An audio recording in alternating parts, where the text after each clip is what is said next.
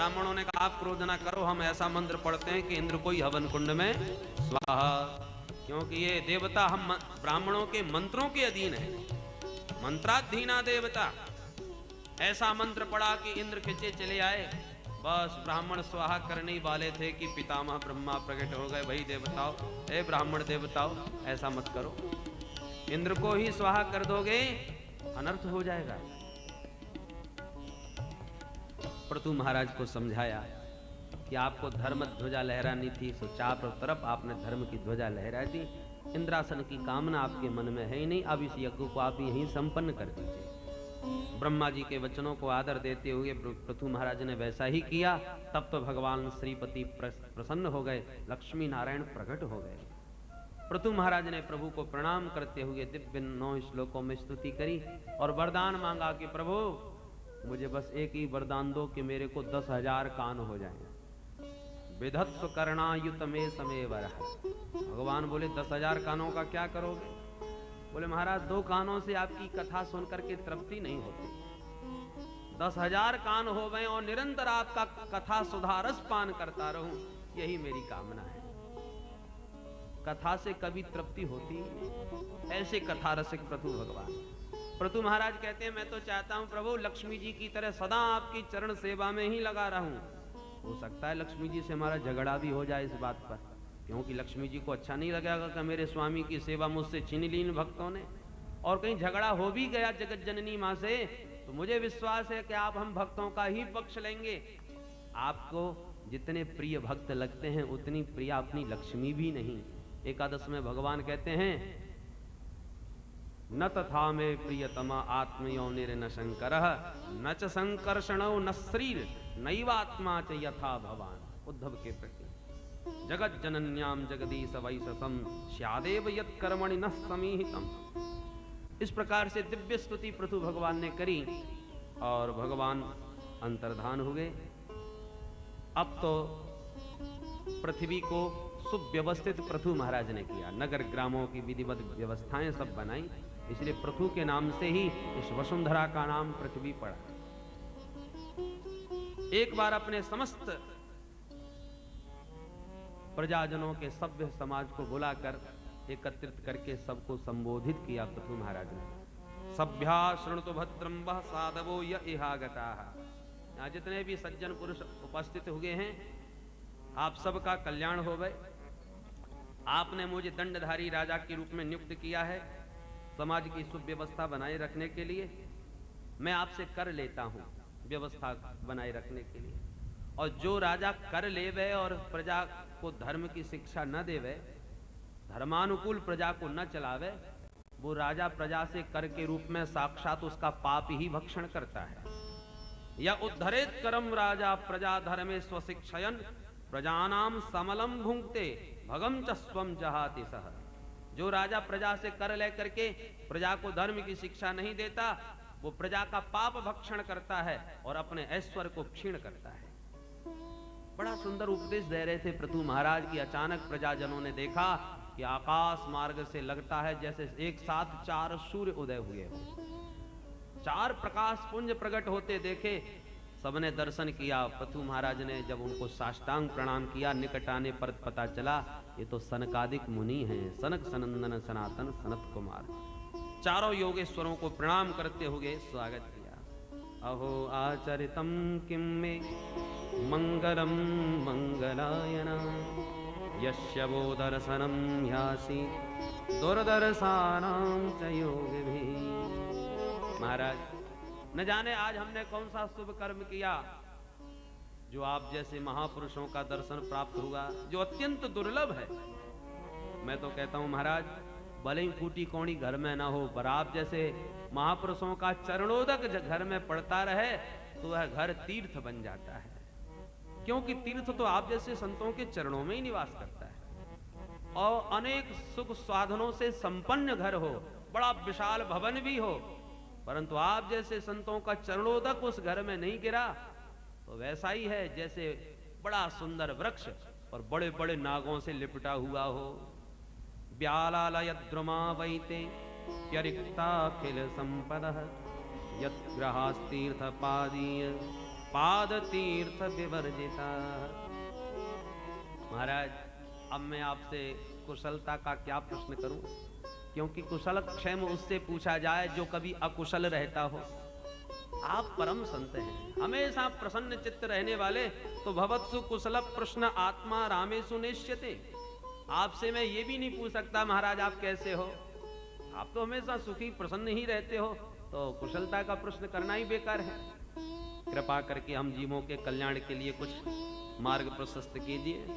संप्रच्छे भव एतस्मिन् क्षेमः केनांजसा भवे। जीव का कल्याण कैसे हो कृपा करके बताएं। सनत कुमार जी बोल पड़े, साधु प्रश्नम महाराज। राजन आपने बहुत सुंदर प्रश्न किया है जीवों के कल्याणार्थ। भाई संगम खलु साधु नाम उभय साम च सम्मतः। साधु पुरुष जब आपस में मिलते हैं तो उनके संभाषण से, आपस में वार्तालाप करने से अनेक जीवों का कल्याण होता है, क्योंकि वो शास्त्र विषयक चर्चा करते हैं, परमात्मा विषयक चर्चा करते हैं। उनकी चर्चा को सुन करके ही तो जीवों का कल्याण होता है। तो राजन तुमने जीवों के कल्याण के बारे में पूछा, तो एक ही उपाय हम तुम्हें बताते हैं, जो समस्त शास्त्रों का मंथन करके निकाला गया है। शास्त्रे स्वयानेव सुनिश्चितो नृणाम क्षेमस्य सद्विग्विमर्शे सुहेतु असंग आत्मभ्यतिरिक्त आत्मनि दृढ़ारतिर्ब्रह्मणि निर्गुणे चया। शास्त्रेषु यानेव सुनिश्चितः नृणाम क्षेमस्य।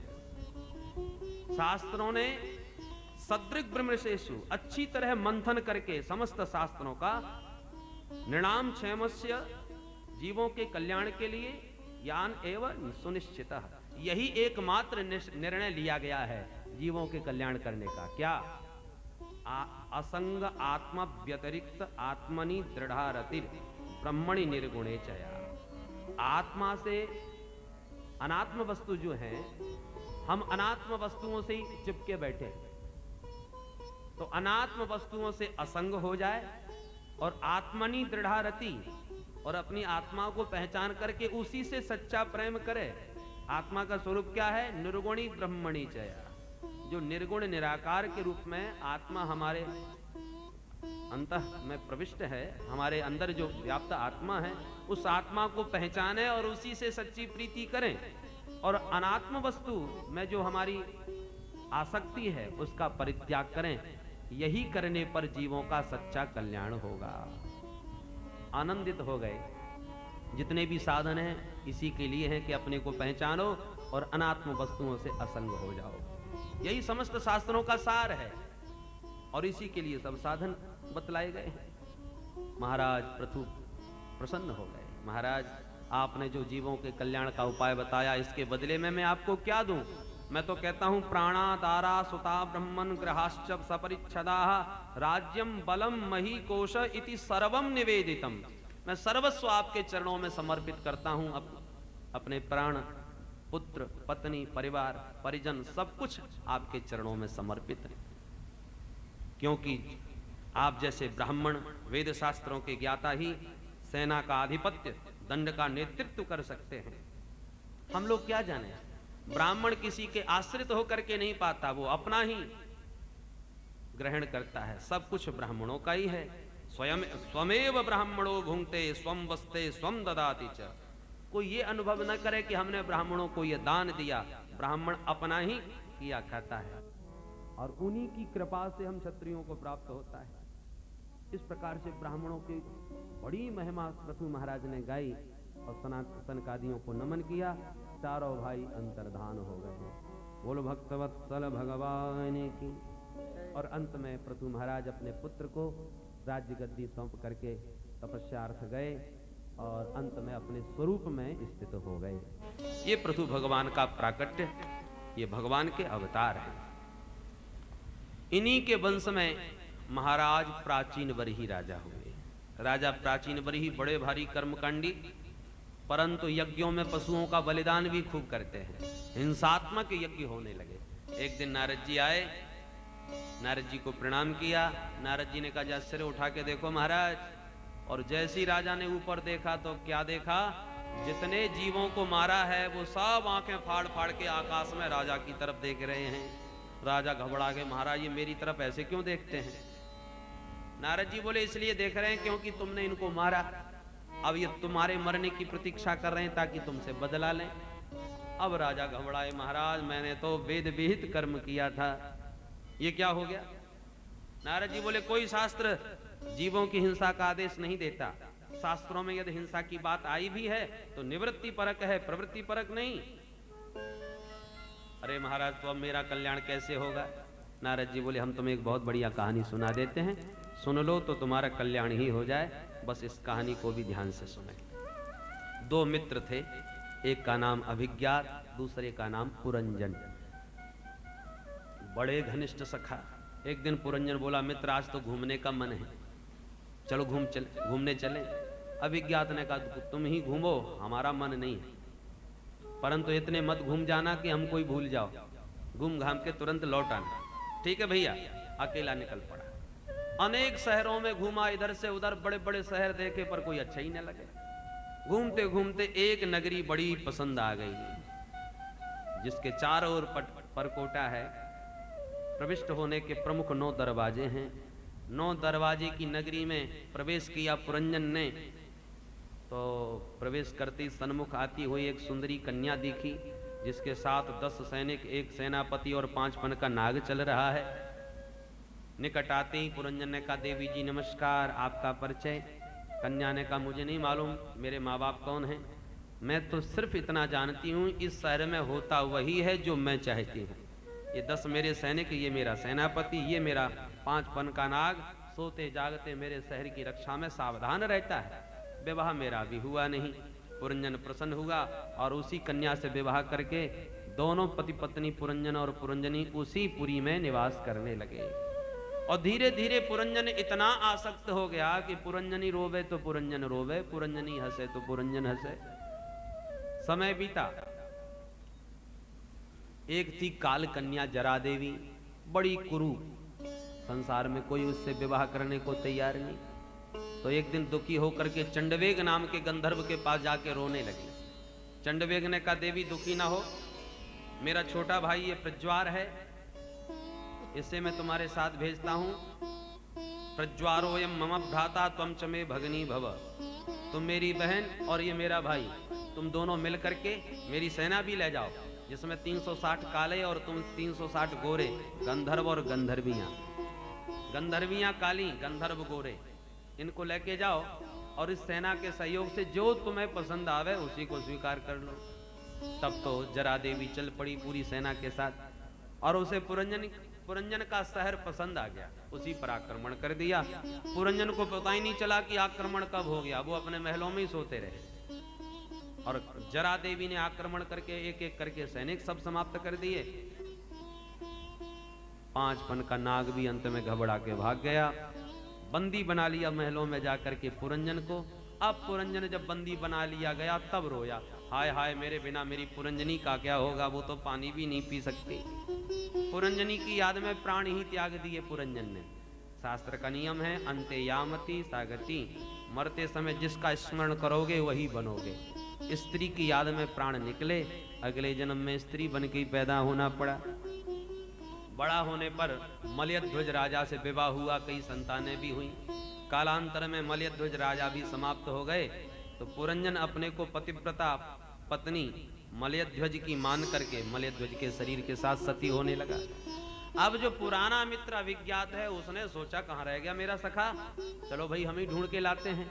वो ब्राह्मण का वेश बना के आया और जब पुरंजन को सती होते देखा तो हंसने लगा, अरे मित्र भाई तुम किसके साथ ये सती हो रहे हो, मुझे पहचाना, मैं तुम्हारा सखा अभिज्ञात।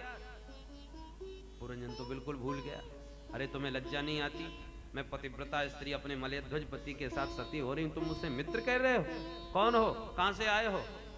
अभिज्ञात ने स्मरण दिलाया, मित्र याद करो हम और तुम मानसरोवर के हंस, एक साथ रहने खाने वाले, और आज तुम बिल्कुल हमको नहीं पहचान पा रहे।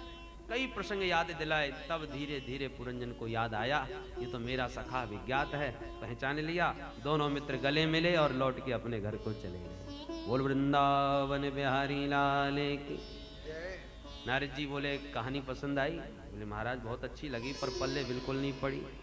इस कहानी का आत्म कल्याण से क्या संबंध? नारद जी बोले तो आप ध्यान से सुनो। देखो, दो मित्र अभिज्ञात और पुरंजन कौन है? जीवात्मा और परमात्मा। परमात्मा का नाम अभिज्ञात, जीवात्मा का नाम पुरंजन। पुरीम जनयति पुरंजन। जीवात्मा कहता है प्रभु हम घूमना चाहते हैं। भगवान बोले प्रेम से घूमो। शाश्वत सखा है, सुवर्णावेतौ सदृशौ सखायो। शाश्वत सखा जीवात्मा परमात्मा। भगवान सावधान करते हैं प्रेम से घूमो, पर हमें मत भूल जाना, नहीं घूमते ही रह जाओगे। जीव कहता है प्रभु आपको कैसे भूल सकता हूं, आप तो मेरे शाश्वत सखा हो। अब निकल पड़े हम लोग घूमने। 84 लाख योनियों में घूमे। यही है शहर। ये जो शरीर हैं वही शहर हैं। हाथी बने, घोड़ा बने, ऊंट बने, कुकर सुकर आदि न जाने क्या क्या बने। छोटे से छोटे और बड़े से बड़े ये सब शहर हैं, और पसंद कोई नहीं है। जब घूमते घूमते मानवपुरी मिली तो मन प्रसन्न हो गया। नवद्वारपुरी देहि। मानवपुरी 9 दरवाजे की नगरी है। ये शहर पसंद आया, इसमें जीव प्रविष्ट हुआ, कन्या से विवाह हुआ। ये कन्या कौन है? इस शहर की मालकिन बुद्धि देवी। बुद्धि का ही चलावा चलता है इस शहर में। 10 सैनिक हैं, 5 ज्ञान इंद्रियां और 5 कर्म इंद्रियां। 5 पन का नाग है, पंच प्राण वायु। प्राण अपान उदान समान और व्यान। ये पंच प्राण वायु जब तक श्वास चल रही है तब तक शरीर रूपी शहर सुरक्षित है। आप सो रहे हो या जग रहे हो, पर श्वास हमेशा अपना काम करता है। एक है सेनापति 10 सैनिकों का, मनीराम जी महाराज। 10 इंद्रियों का सेना नायक मन। बिना सेनापति के सैनिक काम नहीं करते, ऐसी बिना मन के इंद्रियां भी काम नहीं करती। बुद्धि रूपी कन्या से विवाह हो गया, हम उसमें आसक्त हो गए। पुरंजनी रोवे तो पुरंजन रोवे, मतलब बुद्धि ने जो फैसला कर लिया हमें वही करना है। बुद्धि के सर्वथा अधीन हो जाते हैं, बुद्धि के इशारों पर काम करते हैं। जो निर्णय बुद्धि ले वही करते हैं। पर ये जरा देवी कौन है जिससे कोई विवाह करने को तत्पर नहीं हुआ? वो है वृद्धावस्था। संसार में कोई नहीं जो बुढ़ा होना पसंद करे। पर वृद्धावस्था ने चंडवेग गंधर्व से मैत्री करी। संवत्सरो चंडवेग। ये जो काल चक्र संवत्सर है वही चंडवेग गंधर्व है। और रोगों के जो देवता हैं वे ही प्रज्वार हैं। उन्होंने कहा कि इसको साथ में ले जाओ, ये तुम्हारी सहायता करेगा। जो शरीर जितना रोगी होगा उतनी जल्दी बुढ़ा होगा। तो सैनिक भी दे दिए, 360 काले और 360 गोरे गंधर्व और गंधर्वियां। गोरे गंधर्व दिन और काली गंधर्वियां रात्रियां। तो दिन और रात रूपी गोरे और काले गंधर्व और गंधर्वियों की सेना के साथ ये समय एक जरा देवी वृद्धावस्था ने प्रत्येक मानवपुरी पर आक्रमण प्रारंभ कर दिया। पुरंजन सोता रहा, पता ही नहीं चला और आक्रमण हो गया, सैनिक मरते गए। उसी प्रकार से हमको पता ही नहीं चलता कि बुढ़ापे ने हमको कब पकड़ लिया। नेत्रों से दिखना बंद, कानों से सुनना बंद, पैरों से चलना बंद। ये सब क्या है? जो सैनिक थे इस शहर के वो एक एक करके समाप्त होते जा रहे हैं, और हम इस शरीर रूपी शहर के भीतर सोते रहते, हमें पता ही नहीं चलता कि वृद्धावस्था ने कब पकड़ लिया। आपको हर बात की तारीख मालूम होगी, पर किसी वृद्ध पुरुष से पूछा जाए तुम किस तारीख में बुढ़े हुए, तो किसी को नहीं मालूम। क्योंकि ये बुढ़ापा इतना धीरे धीरे पकड़ता है कि हमको पता ही नहीं चलने देता कि कब पकड़ लिया। तो वृद्धावस्था को पाना कोई नहीं चाहता, पर वृद्धावस्था फिर भी बलात् सबको बंदी बनाती है। बोलो जय श्री कृष्ण। नारद जी कहते हैं राजन, इसी प्रकार हम इस शरीर रूपी शहर में वृद्धावस्था से ग्रसित होते हैं। देह परिवर्तन करते रहते हैं एक के बाद एक, परंतु ये छुटकारा कब होगा? जब प्रभु स्वयं हाथ पकड़ने आते हैं। ब्राह्मण के वेश में अभिज्ञात आया और पहचान करके हाथ पकड़ के ले गया। ऐसे ही भगवान स्वयं आचार्य के रूप में, सदगुरु के रूप में प्रकट होकर पधारते हैं और जीवात्मा का हाथ पकड़ के स्वरूप ज्ञान कराते हैं। जो हम भूल चुके हैं अपने स्वरूप को, वो स्वरूपस्थ सदगुरु करते हैं। माया के हो पुजारी, आगे की कुछ खबर है? इस घर से और बढ़कर एक दूसरा घर है। हम अपने घर को भूल गए हैं, वो सदगुरु याद दिलाते हैं। इसलिए गुरु साक्षात परब्रह्म तस्मै श्री गुरवे नमः। गुरु साक्षात परब्रह्म स्वरूप है, परमात्मा का ही स्वरूप है। गुरुर ब्रह्मा गुरुर विष्णु गुरुर्देवो महेश्वर। गुरु जी ब्रह्मा के रूप क्यों? ब्रह्मा का काम है सृष्टि करना, तो सदगुरु का कार्य है शिष्य के हृदय में सदगुणों की सृष्टि करना। तो सदगुरु हमारे हृदय में सदगुणों की सृष्टि करते हैं, इसलिए ब्रह्मा का कार्य करते हैं, ब्रह्मा स्वरूप हैं। गुरुर ब्रह्मा गुरुर विष्णु, विष्णु का काम है पालन करना, तो सदगुरु हमारे सदगुणों की रक्षा करते हैं, पावन उपदेश दे करके हमारे सदगुण की हमारे सदगुणों की रक्षा करते हैं, इसलिए वो रक्षक विष्णु हैं।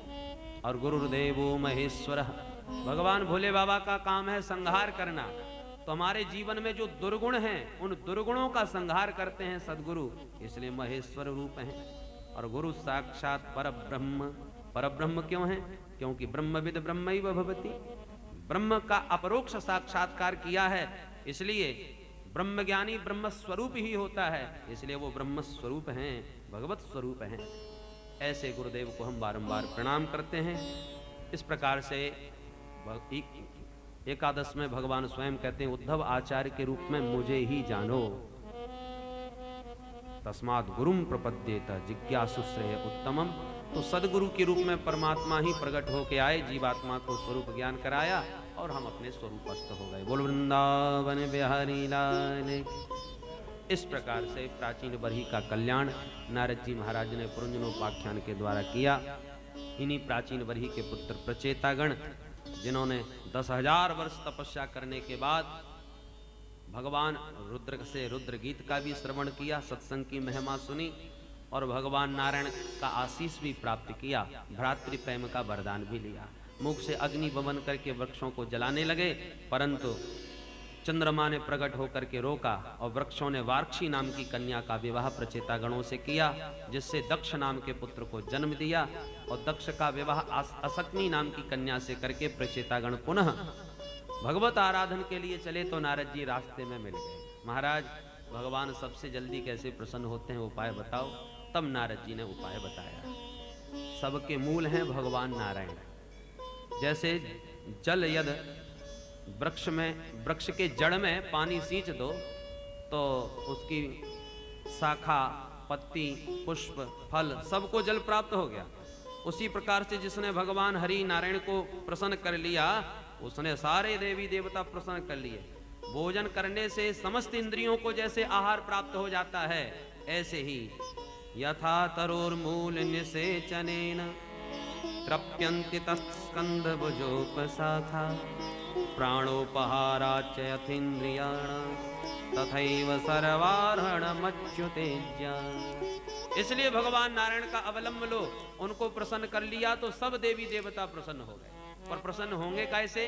तो 3 सूत्र दिए प्रभु की प्रसन्नता के साथ। इसी के साथ वाणी को विराम देंगे। 3 बातें ध्यान से नारद जी की सुने।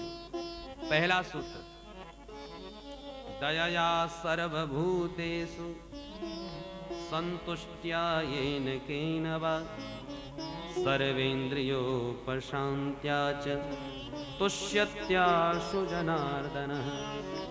जनार्दनः आशु तुष्यति, भगवान बहुत जल्दी प्रसन्न हो जाएंगे। पहला सूत्र, सर्वभूतेषु दयया, जीव मात्र पर दया करना सीखो। अपने बच्चों पर सब प्रेम करते हैं, दया करते हैं, पर जितना प्रिय अपना पुत्र है उतने ही प्रिय सभी पुत्र लगे।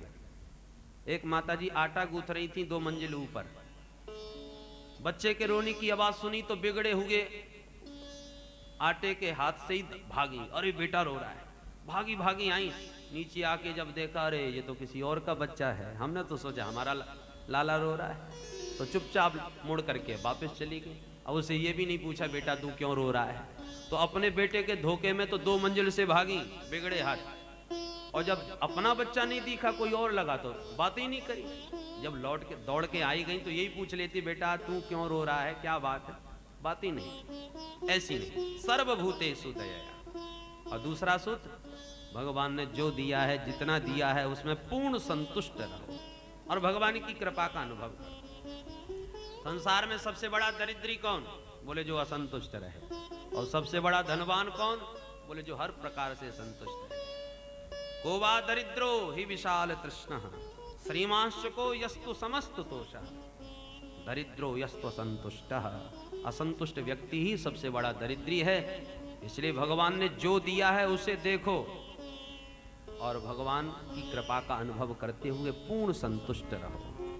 और तीसरा सूत्र सर्वेंद्रियोपशांत्या च, इंद्रियों में संयम के कोड़े मारते हुए इंद्रिय रूपी घोड़ों की लगाम को थाम के रखो, पूर्ण संयम इंद्रियों पर रखो।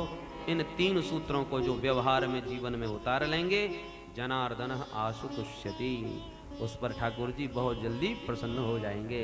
इसके साथ ही विदुर मैत्रेय संवाद भी संपन्न हुआ और भागवत का 4th स्कंद भी संपन्न हुआ। आइए हरिनाम संकीर्तन करते हैं।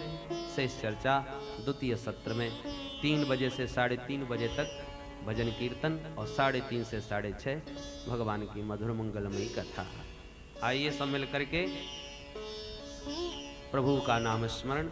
कृष्ण गोविंद गोपाल गाते चलो, कृष्ण गोविंद गोपाल गाते चलो, अपनी मुक्ति का साधन बनाते चलो, अपनी मुक्ति का साधन बनाते चलो।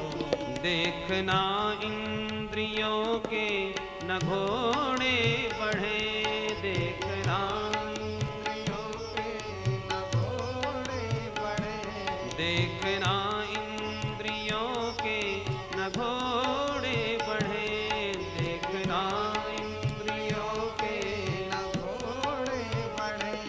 इनमें हरदम ये संयम के कोड़े पड़े, इनमें हरदम संयम के कोड़े पड़े। अपने रथ को सुमार्ग लगाते चलो, अपने रथ को सुमार्ग लगाते चलो, कृष्ण गोविंद गोपाल गाते चलो, कृष्ण गोविंद गोपाल गाते चलो। दुख में तड़फो नहीं, सुख में फूलो नहीं, दुख में तड़फो नहीं, सुख में फूलो नहीं, दुख में तड़फो नहीं, सुख में फूलो नहीं, दुख में तड़फो नहीं, सुख में फूलो नहीं। प्राण जाए मगर नाम भूलो नहीं, प्राण जाए मगर नाम भूलो नहीं, प्राण जाए मगर नाम भूलो नहीं, प्राण जाए मगर नाम भूलो नहीं। ओ मुरली वाले को मन से रिझाते चलो, मुरली वाले को मन से रिझाते चलो, कृष्ण गोविंद गोपाल गाते चलो, कृष्ण गोविंद गोपाल गाते चलो। याद आएगी हरि को कभी ना कभी, याद आएगी हरि को कभी ना कभी, याद आएगी हरि को कभी ना कभी, याद आएगी हरि को कभी ना कभी। कृष्ण दर्शन तो देंगे कभी ना कभी, कृष्ण दर्शन तो देंगे कभी ना कभी, कृष्ण दर्शन तो देंगे कभी ना कभी, कृष्ण दर्शन तो देंगे कभी ना कभी। ओ ऐसा विश्वास मन को दिलाते चलो, ऐसा विश्वास मन को दिलाते चलो, कृष्ण गोविंद गोपाल गाते चलो, कृष्ण गोविंद गोपाल गाते चलो। अपनी मुक्ति का साधन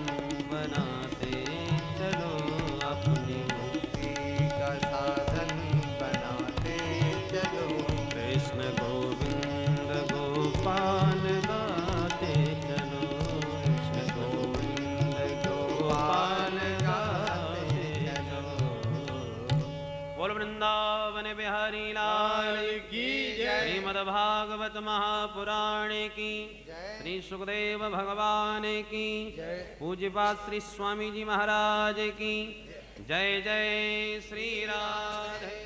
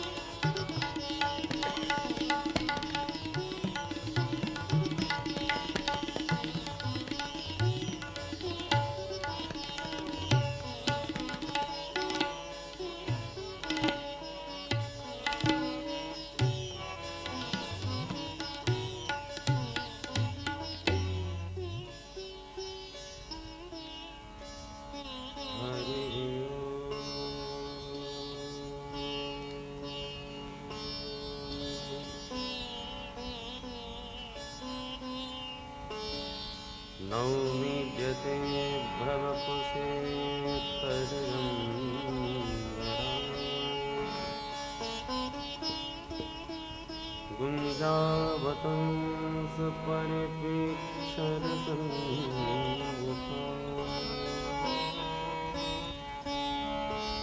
वन्यस्रजे कवलवेत्र विषावेणु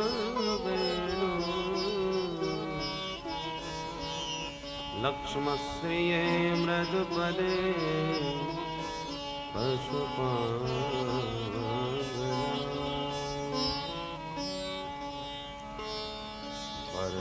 परहातीरं नटवरवपु कर्णयो कर्णिकारम् बिभ्रदवासः कनककपिशम् वैजयन्ती च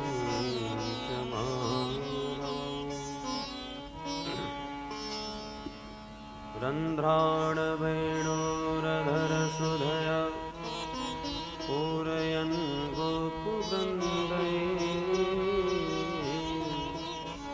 वृन्दारण्यं स्वपदरमणम् प्राविशद्गीतिकीर्तिः। जय जय श्री राधारमण जय जय नवल किशोर जय गोपी चित चोर प्रभु जय जय माखन चोर। बोल वृंदावन बिहारी लाल की जय। श्रीमद्भागवत महापुराण की जय।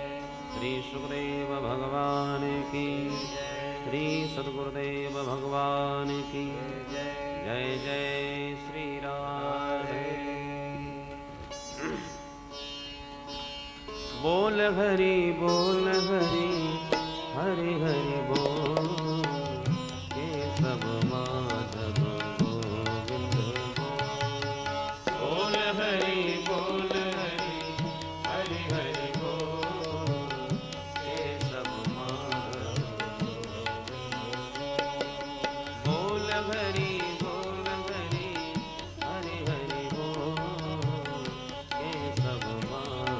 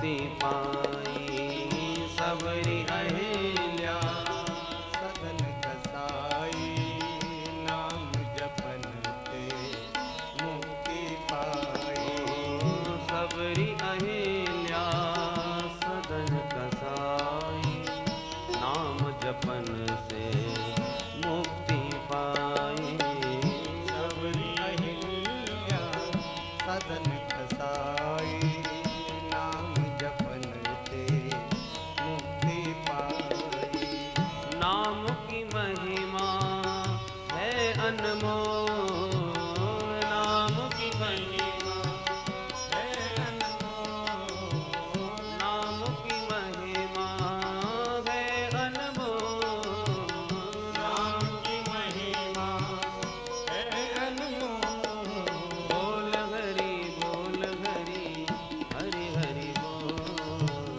ये सब माधव गोविंद बोल बोल हरि हरि हरि हरि बोल के सब माधव गोविंद राम नाम के सब अधिकारी बालक वृद्ध युवा नर नारी राम नाम के सब अधिकारी बालक वृद्ध युवा नर नारी राम नाम के सब अधिकारी बालक वृद्ध युवा नर नारी राम नाम के सब अधिकारी बालक वृद्ध युवा नर नारी जन्म गवाता क्यों अनमोल जन्म गवाता क्यों अनमोल हरि जप इत उत कितहु न डोल हरि जप इत उत कितहु न बोल बोल हरि हरि हरि बोल ये सब माधव गोविंद बोल बोल हरि हरि हरि हरि बोल के सब माधव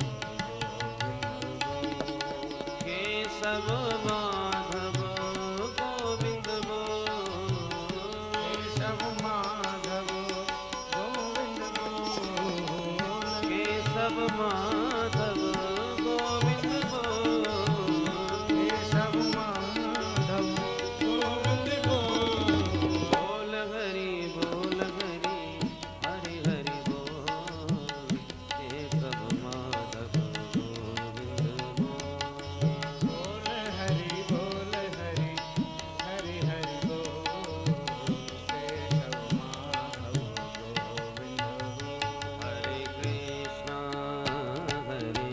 कृष्णा कृष्णा कृष्णा हरे हरे हरे कृष्णा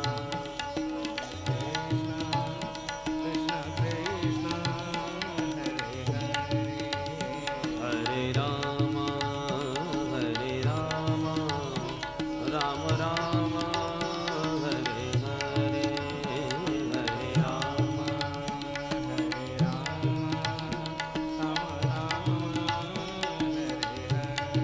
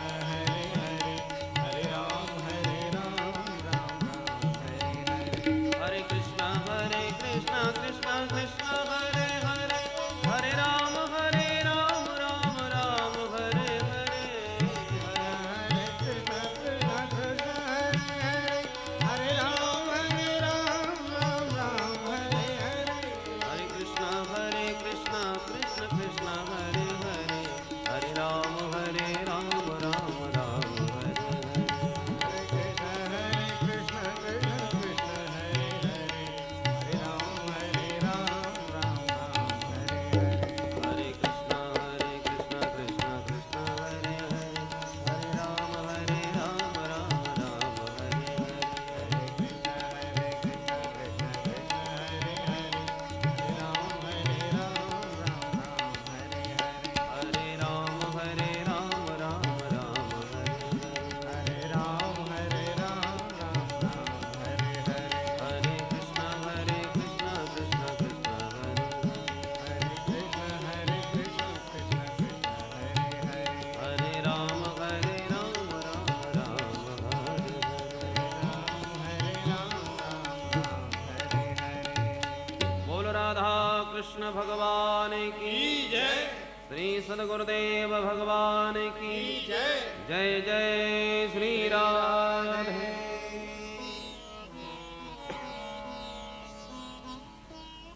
प्रियव्रतो भागवत आत्मा राम कथं मुनि गृहे रमतयन्मूल कर्म बंध पराभव। परम मंगलमय भगवत स्वरूप श्रीमद् भागवत महापुराण के माध्यम से चतुर्थ स्कंध तक महाराज मनु की 5 संतानों में 3 पुत्रियों का और छोटे पुत्र उत्तानपाद का चरित्र आपने सुना। अब पंचम स्कंद में प्रियव्रत का चरित्र सुनाते हैं। महाराज प्रियव्रत को नारद जी का सानिध्य प्राप्त हुआ और नारद जी ने ऐसा दिव्य उपदेश दिया कि उनके मन में वैराग्य हो गया। मनु महाराज को पता चला मेरा पुत्र विरक्त होने वाला है। ब्रह्मा जी के पास दौड़े दौड़े आए। महाराज आप मुझसे कहते हो मनु सृष्टि का विस्तार करो, पर सृष्टि का विस्तार होगा कैसे? मेरे बड़े पुत्र को आपके ही पुत्र नारद जी विरक्त बनाने पर बैठे हैं। वो विवाह करने को ही तैयार नहीं। सृष्टि का कैसे होगा विस्तार? महाराज ब्रह्मा जी तुरंत हंस पर आरूढ़ होकर के गंधमादन पर्वत पर आए, जहां पर प्रियव्रत का नारद जी से सत्संग चल रहा था। ब्रह्मा जी को देखते ही नारद जी ने प्रणाम किया, प्रियव्रत ने भी प्रणाम किया। ब्रह्मा जी ने पूछा बेटा क्या हो रहा है? बोले प्रभु सत्संग चल रहा है। सत्संग का अब तक क्या सार निकाला? बोले महाराज हमने तो यही अभी तक भाव निकाला कि ये सारा संसार मिथ्या है, नश्वर है, इसलिए सबसे प्रपंच से मुक्त होके हरि का भजन करो, दुनियादारी के चक्कर में न पड़ो।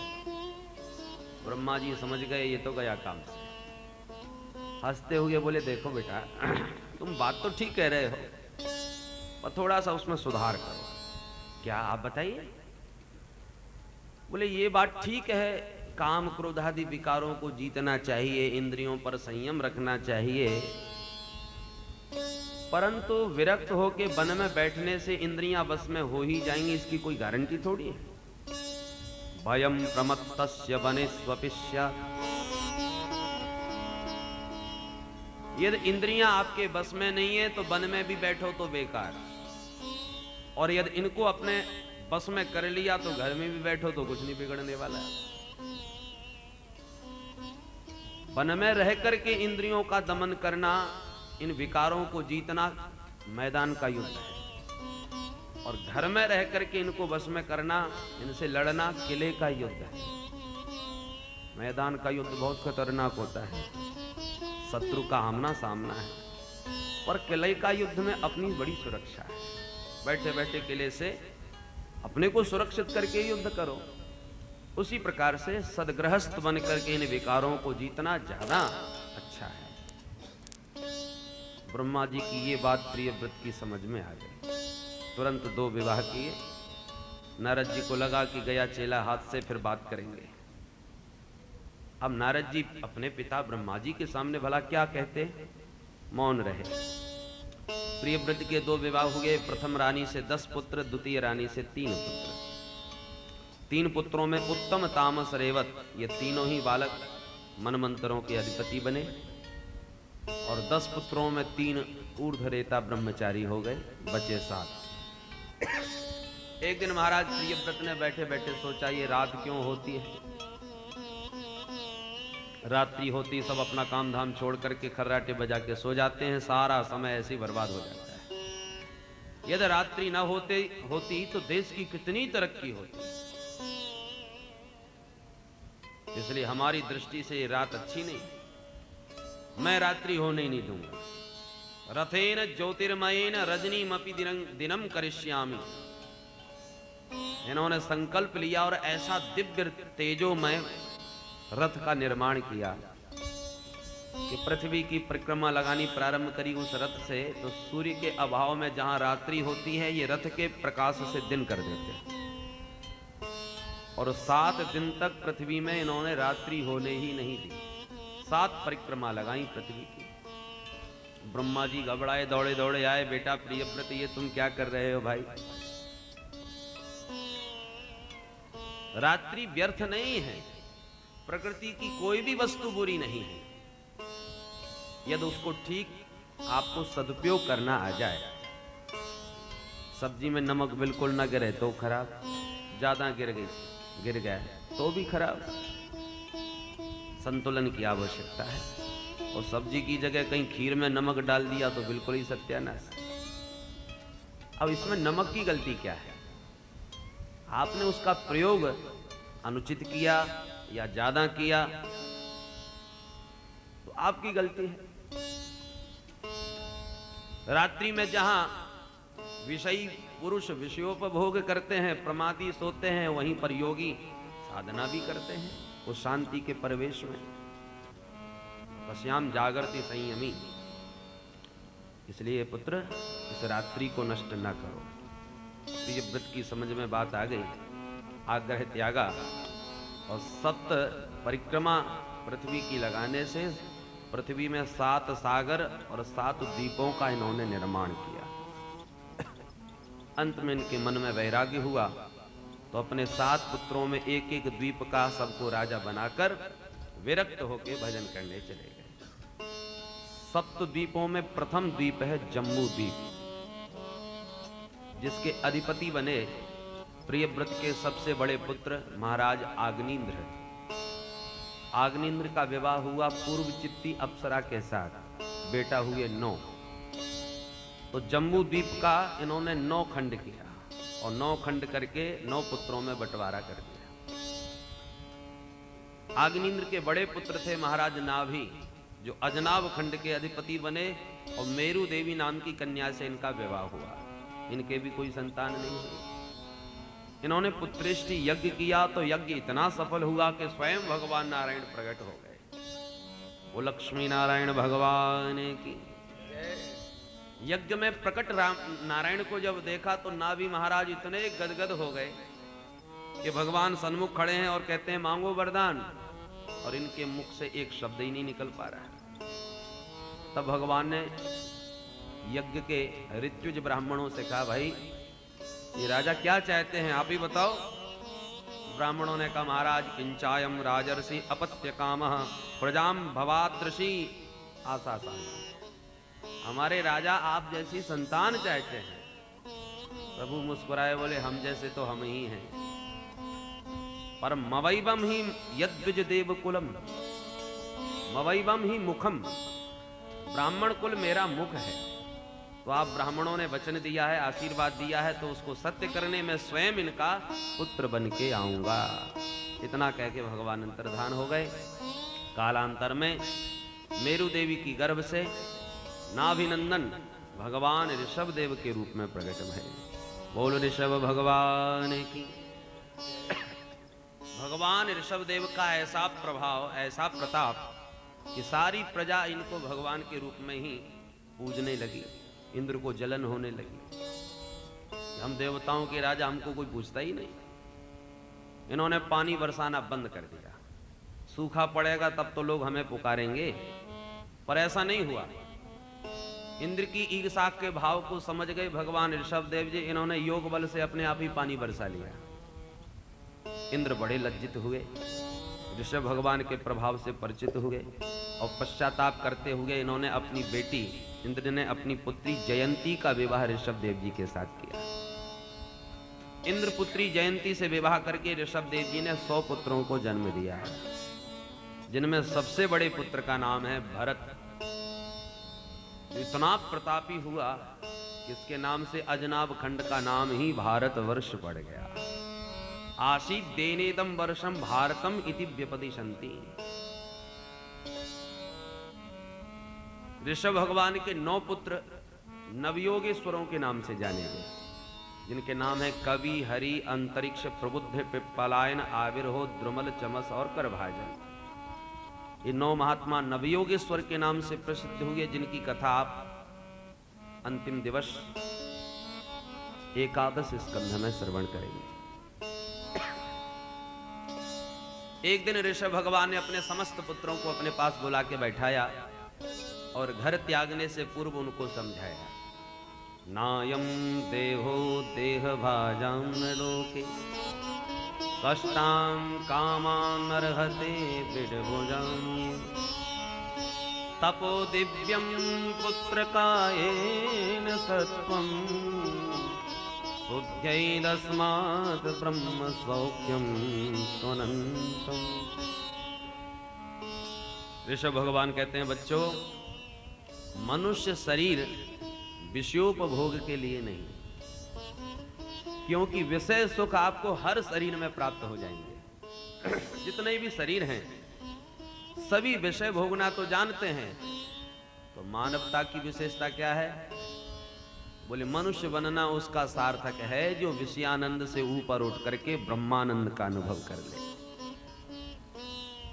तो जो सुख हर देह में, हर शरीर में संभव है, उसके लिए प्रयत्न करना व्यर्थ है। प्रयत्न ब्रह्मानंद का करना चाहिए, जो मनुष्य शरीर के अतिरिक्त किसी भी देह से प्राप्त हो ही नहीं सकता।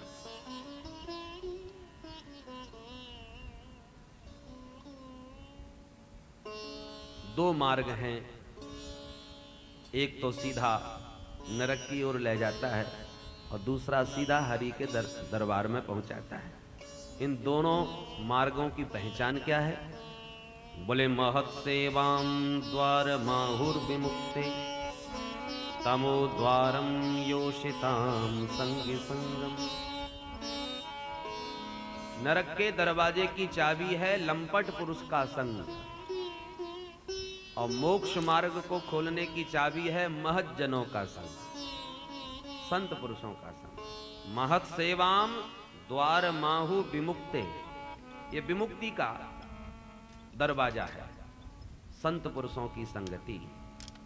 और तमोद्वारम योषिताम संगी संगम, स्त्रैण्य पुरुष जो हैं उनकी संगति से तमोगुण में प्रवृत्ति होती है, विषयों की ओर अभिमुख होता है जीव। गोस्वामी जी अनुवाद करते हैं, संत संग अपवर्ग कर कामी भव कर पंथ। विषयी पुरुष की संगति से विषयानंद की ओर प्रवृत्ति होती है, सत्पुरुषों की संगति से ब्रह्मानंद की ओर प्रवृत्ति होती है। और जब तक आपका मन परमात्मा की ओर अभिमुख नहीं होगा